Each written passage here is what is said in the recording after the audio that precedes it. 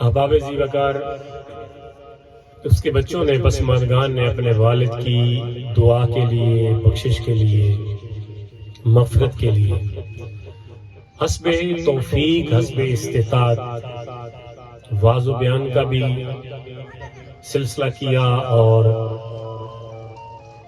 کھانے کا بندوبست بھی کیا۔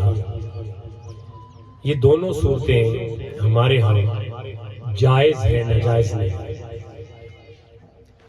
جب کسی کام کا جائز ہونا ثابت ہو جائے تو کرنے والے کو اجر ملتا ہے اور نہ کرنے والے کو گناہ نہیں ملتا۔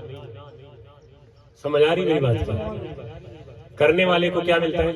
اجر ملتا ہے۔ جو خلوص، محبت اور اس میں الفت پیدا کرے گا اور توجہ رکھے گا اور اپنی محبت کا اظہار کرے گا تو اس کو اس کا اجر ملے گا، ضائع نہیں ہوگا۔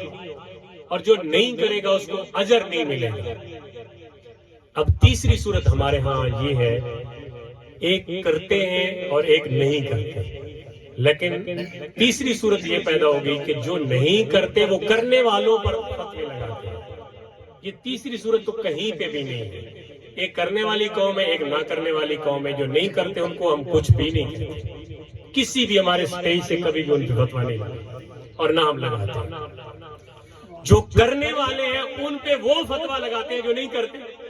اب زیادتی ہماری طرف سے بالکل نہیں ہے، حد ہم نے کراس نہیں کی، حد کسی اور نے کراس کی ہے۔ جو کرنے والے ہیں ان کو یہ پتہ ہے، ان کے علماء و واعظین ان کو بتاتے ہیں کہ بھائی جیسے قاری صاحب نے بتایا کہ جو مسلمان فوت ہوا اس کے پسماندگان جس قسم کا ایصال ثواب کا اہتمام کریں گے، طعام و کلام کی صورت میں دونوں صورتوں میں فوت شدہ کو اس کا ثواب ہوگا۔